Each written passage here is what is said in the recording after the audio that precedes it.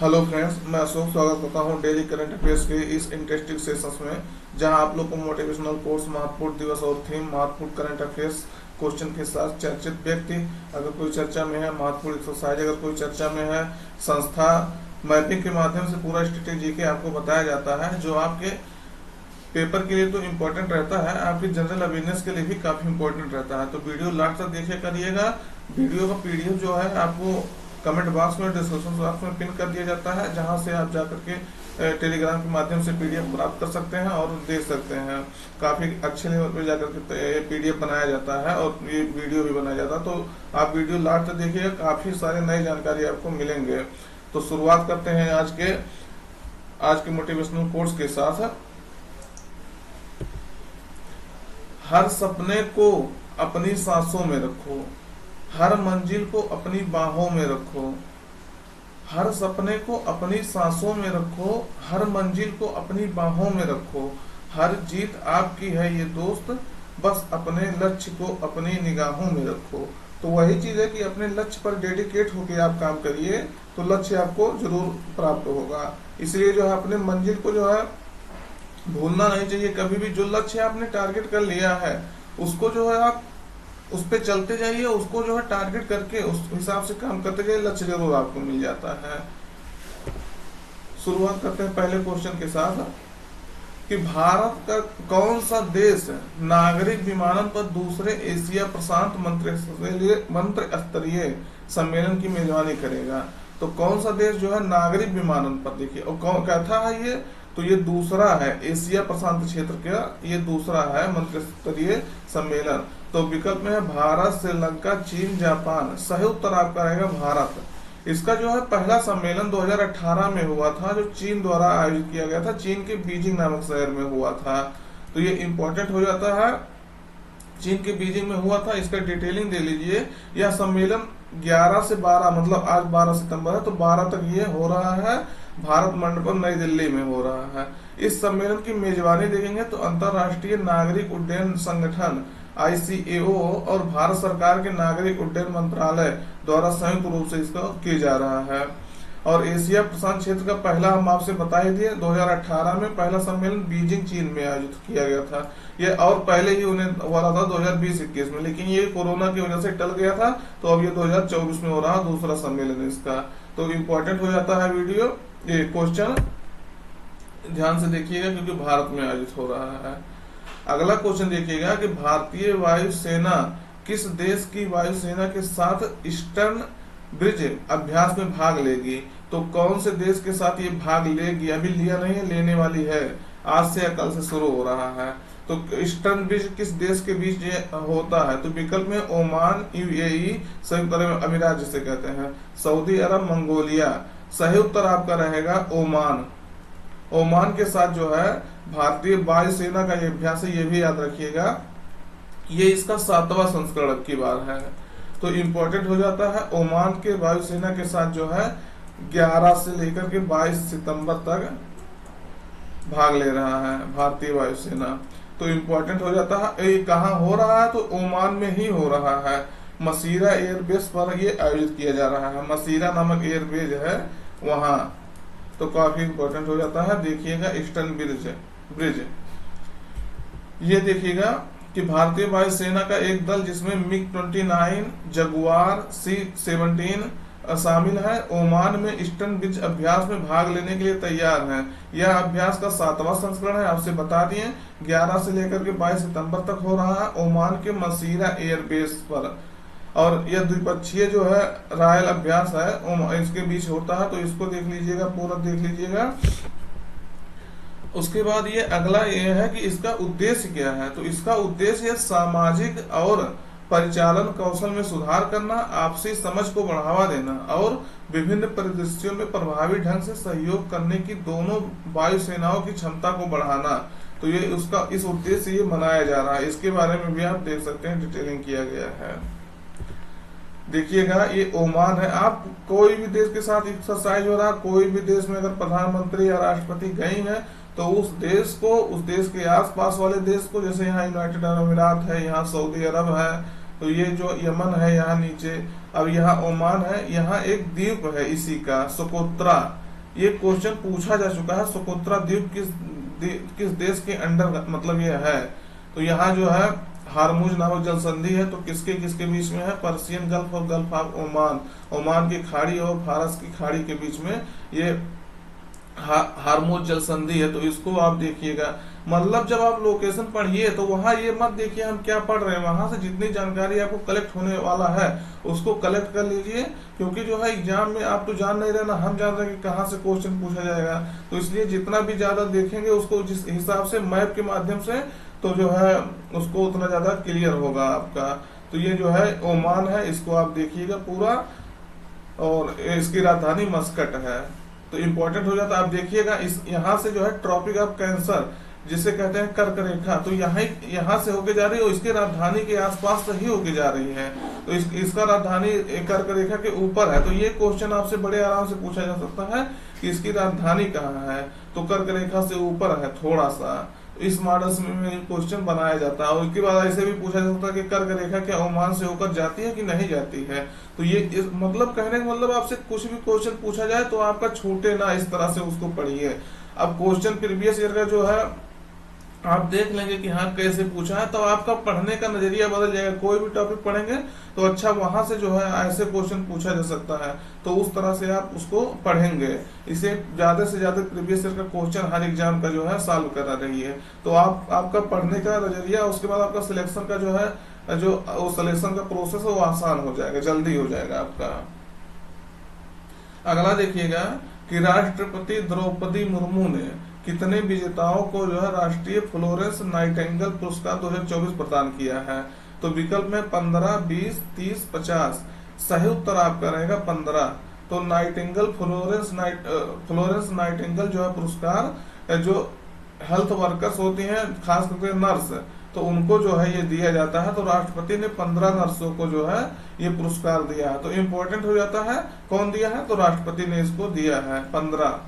ये देखिएगा, इसके बारे में थोड़ा सा डिटेलिंग है कि कुल 15 नर्सों को समुदाय के प्रति कर्तव्य और सेवा के प्रति उनकी उत्कृष्ट प्रतिबद्धता के लिए यह पुरस्कार प्रदान किया गया है, राष्ट्रपति द्वारा इसको प्रदान किया गया है। राष्ट्रीय फ्लोरेंस नाइटिंगेल पुरस्कार की स्थापना जो है स्वास्थ्य एवं परिवार कल्याण मंत्रालय ने किया था, और ये उत्कृष्ट नर्सिंग कर्मियों द्वारा प्रदान की गई सराहनीय सेवाओं को मान्यता देने और सम्मानित करने के लिए किया गया था यह सम्मान। तो इम्पोर्टेंट हो जाता है, स्वास्थ्य और परिवार कल्याण मंत्रालय किया था। जो नर्स जो है, नर्सिंग कर्मी जो है वो अच्छे काम करते हैं, सराहनीय काम करते हैं, तो उनको सम्मानित करने के लिए अवार्ड की स्थापना की गई थी। तो इम्पोर्टेंट हो जाता है 15 नर्सों को जो है अच्छे कार्यों के लिए ये दिया गया है नर्सों को। ये देखिएगा, ये है 15 नर्स, और इसमें जो है राष्ट्रपति है, जो है हेल्थ मिनिस्टर है, ये सब जो है शामिल है, और 15 नर्सों को प्रदान किया गया है राष्ट्रपति द्वारा। इम्पोर्टेंट हो जाता है। अगला क्वेश्चन देखिएगा कि उत्तर प्रदेश के मुख्यमंत्री ने दुनिया का पहला जटायु संरक्षण और प्रजनन केंद्र का उद्घाटन कहाँ किया है। अब आप क्वेश्चन पढ़ते ही इसको देख लीजिए। उत्तर प्रदेश में पहले नंबर हुआ है, पहली बात तो याद रखिएगा। आया आपसे पूछा जा सकता है किस राज्य में किया गया है। दूसरी नंबर क्या कह रहा है, दुनिया का पहला। अब देखिए क्वेश्चन इंपॉर्टेंट हो जाता है कि नहीं, इसको हाईलाइट कर लीजिए। दुनिया का पहला जटायु संरक्षण और प्रजनन केंद्र, मतलब दुनिया में अभी कहीं बना ही नहीं है, ये उत्तर प्रदेश में बना रहा। तो किस जिले में बना, क्वेश्चन ये आपसे आगे आने वाले एग्जाम में पूछा जाएगा। तो विकल्प में है देवरिया, महाराजगंज, बलरामपुर, पीलीभीत। तो ये महाराजगंज जिला में जो है बनाया जा रहा है, इम्पोर्टेंट हो जाता है। ये देखिएगा कि महाराजगंज जिले के कैंपियरगंज रेंज में इसकी स्थापना की गई है। यह एशियन किंग गिद्ध या लाल सिर वाले गिद्ध प्रजाति के लिए दुनिया का पहला संरक्षण और प्रजनन केंद्र है। तो पहला इसलिए इम्पोर्टेंट है, दुनिया का, न केवल भारत का, न केवल उत्तर प्रदेश का, बल्कि पूरे विश्व का जो है ये प्रथम संरक्षण और प्रजनन केंद्र होगा। वहाँ प्रजनन के लिए इसी समय से व्यवस्था किया गया है, जिससे जो है उनका प्रजनन दर बढ़े, उसके बाद ज्यादा से ज्यादा जो है उनको संरक्षण मिल सके। और उत्तर प्रदेश किसके सहयोग से किया गया है ये भी पूछा जा सकता है। तो उत्तर प्रदेश सरकार जो है, यानी उत्तर प्रदेश वन विभाग यानी उत्तर प्रदेश सरकार है, बॉम्बे नेचुरल हिस्ट्री सोसाइटी के साथ सहयोग से ये इस केंद्र की स्थापना की है। तो काफी इंपॉर्टेंट हो जाता है, बॉम्बे नेचुरल हिस्ट्री सोसाइटी के साथ इसको स्थापित किया गया है मिलके। ये उत्तर प्रदेश का जिला देखिएगा, लोकेशन उत्तर प्रदेश के महाराजगंज में किया गया, तो महाराजगंज ये है उत्तर प्रदेश का जिला, तो काफी इंपॉर्टेंट हो जाता है। कैंपियरगंज रेंज जो है इसमें स्थापित किया गया है। और ये देखिएगा उत्तर प्रदेश का ये महाराजगंज जिला इधर नेपाल से, इधर जो है बिहार से बॉर्डर टच करता है, एक अंतरराष्ट्रीय बॉर्डर, एक जो है राज्य का बॉर्डर। तो इस तरह से जो है आप पढ़ा करिए, मतलब कुछ भी पूछे।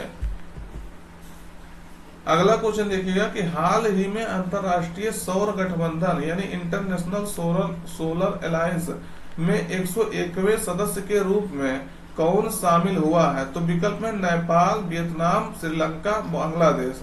सही उत्तर आपका रहेगा नेपाल। तो नेपाल जो है अंतरराष्ट्रीय सौर गठबंधन में 101वें ऑफिशियली जो है 101वां सदस्य बना हुआ है। वैसे 120 सदस्य, लगभग 120-22 सदस्य, लेकिन ऑफिशियली जो है या इनको जो है पूरा प्रोसेस ये अपना लिया है, तो 101वां सदस्य बना है। तो नेपाल इसमें कौन सा बना है? 101वां सदस्य। वहीं देखेंगे इसके बारे में, हाँ ये है, देखिएगा कि नेपाल आधिकारिक तौर पर जो है ISA इंटरनेशनल सोलर अलायंस अंतरराष्ट्रीय सौर गठबंधन का 101वां सदस्य बना है आधिकारिक तौर पर ये। और वहीं 100वां सदस्य देखेंगे अंतरराष्ट्रीय सौर गठबंधन का, तो ये पराग्वे है। ये भी इंपॉर्टेंट हो जाता है, आपसे पूछा जाएगा। और 99वां सदस्य स्पेन था। और अगर ISA देखेंगे इंटरनेशनल अंतरराष्ट्रीय सोलर गठबंधन का यानी इंटरनेशनल सोलर अलायंस का, तो भारत और फ्रांस मिलकर, इंडिया प्लस फ्रांस मिलकर के, फ्रांस 2015 में इसका स्थापना किए थे। इंपॉर्टेंट हो जाता है। इसका अंतरराष्ट्रीय स्तर पर इस तरह का संस्था का भारत के हरियाणा राज्य में गुरुग्राम में इसका हेडक्वार्टर है। इसके महानिदेशक वर्तमान में अजय माथुर हैं। तो इंपॉर्टेंट हो जाता है। इसके सदस्य के रूप में आपसे बताई थी लगभग 122 सदस्य, 20-22 सदस्य हो गए, लेकिन जो है ऑफिशियली जो पूरा प्रोसेस अपना है तो 101वां सदस्य नेपाल बना है। तो और ये कैसे जो है अंतरराष्ट्रीय सौर गठबंधन में जो सदस्य होते हैं कौन होते हैं? जैसे आपका ये पृथ्वी है, पृथ्वी का जो ये विषुवत रेखा है, तो विषुवत रेखा के ये 30 डिग्री उत्तर और 30 डिग्री दक्षिण में, इसको आप लगभग उष्णकटिबंधीय क्षेत्र कहते हैं। तो उष्णकटिबंधीय क्षेत्र में आने वाले जितने देश है, यहाँ जो सूर्य की मात्रा काफी बड़े स्तर पर प्राप्त होती है, ज्यादा प्राप्त होती है। एक कहिए को 12 मास में ही कुछ न कुछ प्राप्त होती है। तो इसके कारण से यहाँ सौर ऊर्जा का उत्पादन करना आसान है। तो इसके कारण से यहाँ जो है इसके आसपास वाले जितने देश है वो इसमें शामिल होते हैं। तो इम्पोर्टेंट हो जाता है। दोस्त अगर चैनल पे नए हैं तो चैनल सब्सक्राइब कर लीजिएगा। जानकारी कैसा लगा कमेंट करके बताइएगा। अगर आप सपोर्ट करते रहेंगे तो नया नया जानकारी आपको जो है इसी तरह से प्रोवाइड किया जाता रहेगा। जो आपको हर एंगल से जो है हम क्वेश्चन कवर करते हैं, देख लीजिएगा। मैप के माध्यम से जहाँ होगा कोई व्यक्तित्व, उसका इमेज के माध्यम से, पूरा कहने मतलब आपका पूरा छूट नहीं पाएगा। उसका हम इतिहास से लेकर के उसका जो है वर्तमान स्थिति तक उसको टॉपिक को कवर करने पूरा प्रयास करते हैं। अगला क्वेश्चन देखिएगा कि हाल ही में नुआखाई फसल उत्सव किस राज्य में मनाया गया? तो विकल्प में उड़ीसा, आंध्र प्रदेश, तेलंगाना, छत्तीसगढ़। तो किस राज्य में मनाया गया? तो उड़ीसा सरकार द्वारा इसको मनाया गया। तो ये देखिएगा फसल उत्सव का त्योहार है, उड़ीसा सरकार में मनाया जा रहा है, उड़ीसा में मतलब मनाया जा रहा है। इसमें क्या होता है, यह उड़ीसा का वार्षिक उत्सव है। यह त्योहार गणेश चतुर्थी के एक दिन बाद मनाया जाता है और यह उत्सव जो है फसलों की कटाई का प्रतीक है। अब यहाँ से आपसे पूछा जा सकता है कि नुआखाई जो उत्सव है ये किससे संबंधित है? तो विकल्प में दे सकता है फसल उत्पादन से जो है, उसके बाद या कोई और उसमें विकल्प डाल सकता है कि फसल का जो है कटाई से, बुआई से, या मतलब कुछ दूसरे काम से। तो आपका ये भी जानना कि ये फसल के कटाई से संबंधित है, कटाई का प्रतीक है, जहां नया फसल को काट करके इसी फसल का जो है इसी जो फसल का कटाई होती है इसी फसल से नया खाना बनता है। तो उसको जो है लोग खा करके इसको मनाते हैं। तो इस दौरान जो काटे गई नई फसल है उसकी पूजा की जाती है और लोग अपने परिवार के साथ चावल की नई फसल खाकर इसको मनाते हैं। तो इम्पोर्टेंट हो जाता है, उड़ीसा राज्य में मनाया जा रहा है।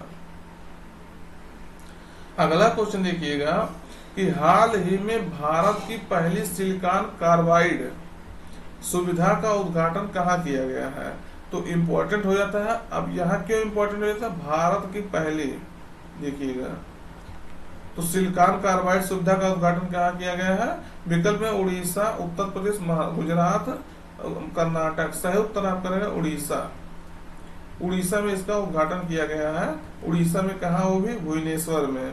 तो ये है, देखिएगा उड़ीसा के मुख्यमंत्री मोहन चरण मांझी जो है, मोहन चरण मांझी ने भारत की पहली सिलिकॉन कार्बाइड विनिर्माण सुविधा का भुवनेश्वर से में उद्घाटन किया है। तो यह RIR पावर लिमिटेड द्वारा इसको विकसित, यह प्रमुख परियोजना भुवनेश्वर के इन्फो वैली में जो है EMC पार्क में 620 करोड़ रुपए लागत की जो है निवेश किया जाएगा। तो इम्पोर्टेंट हो जाता है कितने, 620 करोड़ रुपए के निवेश से ये बनाया जा रहा है। तो उड़ीसा के मुख्यमंत्री द्वारा इसका उद्घाटन किया गया है। अगला क्वेश्चन देखिएगा कि भारत सरकार ने पेरिस पैरालंपिक 2024 में गोल्ड और सिल्वर मेडल जीतने वाले खिलाड़ियों को क्रमशः कितने रुपए की राशि देने की घोषणा की है। तो विकल्प में है 1 करोड़ तथा 75 लाख, मतलब 1 करोड़ जो है, इसका मतलब आप समझिए क्रमशः यहाँ कहा गया है। क्रमशः मतलब क्या कि गोल्ड जो मेडल जीते हैं उनको 1 करोड़, या सिल्वर जीते उनको 75 करोड़। तो इस तरह से पढ़िएगा, या 85 लाख, 75 लाख, या 75 लाख, 50 लाख और 65 लाख तथा 50 लाख। तो जो है गोल्ड और सिल्वर मेडल जीतने वाले को कितना देने के लिए घोषणा किया गया है। तो यहाँ आपका सी उत्तर सही रहेगा। 75 लाख जो गोल्ड मेडल जीते हैं उनको, 75 लाख जो गोल्ड जीते हैं उनको, 50 लाख जो सिल्वर जीते हैं उनको। तो ये इंपॉर्टेंट हो जाता है। तो इसको खेल मंत्री मनसुख मांडविया ने जो है इसका उद्घाटन किया है। तो ये इंपॉर्टेंट हो जाता है। और ये जो है इनाम राशि की घोषणा इन्होंने किया है। और जो अभी भारत का जान ही रहे हैं, इसमें 29 अवार्ड भारत के द्वारा जीता गया पेरिस पैरालंपिक में, अभी तक का हाईएस्ट है। और 84 खिलाड़ी इसमें भाग लिए थे, ये भी अभी तक का हाईएस्ट खिलाड़ी है। और इसमें जो है 7 गोल्ड, 9 सिल्वर और 13 ब्रॉन्ज, तो टोटल जो है आपका 29 अवार्ड मिला था। तो इनको जो है, जो गोल्ड पाए हैं उनको 75 लाख रुपया दिया जाएगा नगद, और जो सिल्वर पाए हैं उनको 50 लाख रुपया, और जो ब्रॉन्ज पाए हैं उनको 30 लाख रुपया। तो सरकार द्वारा इसको देने के लिए कहा गया है।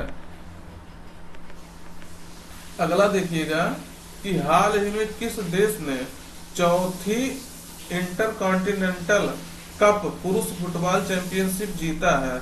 तो विकल्प में सीरिया, भारत, मॉरिशस, लेबनान। तो सही उत्तर आपका रहेगा सीरिया। सीरिया ने ये खिताब जीता है। तो भारत को ही हरा करके जो है सीरिया इसका विजयी हुआ है। इसमें हर साल जो है 4 देश भाग लेते थे, लेकिन अब की बार इसमें 3 ही देश भाग लिए हैं। तो ये कहाँ हुआ था, तो आयोजन इसका जो है हैदराबाद में हो रहा था। इम्पोर्टेंट हो जाता है, तेलंगाना की राजधानी हैदराबाद में इसका आयोजन हुआ था।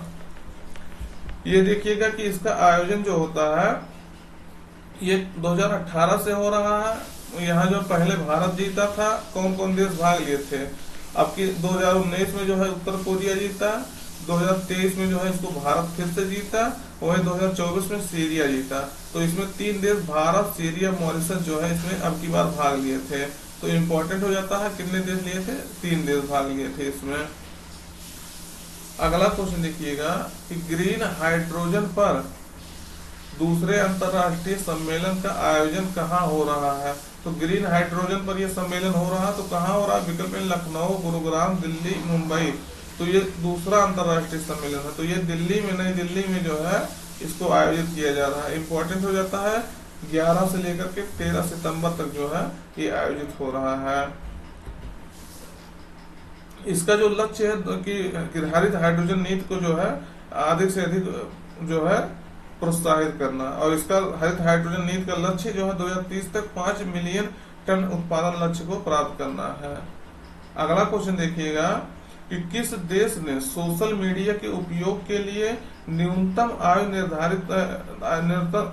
आयु कानून लागू करने की घोषणा की है। तो विकल्प में ऑस्ट्रेलिया, स्वीडन, नीदरलैंड, जापान। सही उत्तर आपका रहेगा ऑस्ट्रेलिया।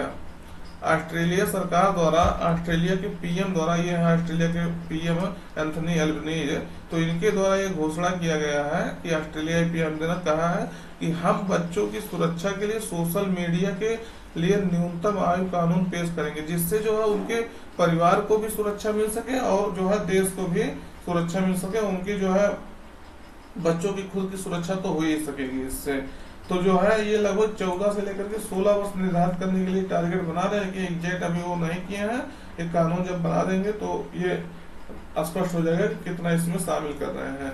तो ये निश्चित रूप से हमारे हिसाब से जरूरी भी है कि बच्चों का जो भविष्य है कि मोबाइल के चक्कर में उनका शारीरिक और मानसिक विकास नहीं हो पा रहा है, क्योंकि बच्चे जो उनके अंदर जो क्रिएटिविटी है, जो उत्पादक क्षमता है वो खत्म हो जा रही है, क्योंकि बच्चे घर के अंदर जो है कैद होकर के रह जा रहे हैं, मोबाइल में जो है अपना दिन भर समय बर्बाद कर रहे हैं, बच्चे खेल कूद नहीं रहे हैं, तो उनका मानसिक विकास इसलिए उस लेवल पे नहीं हो रहा है।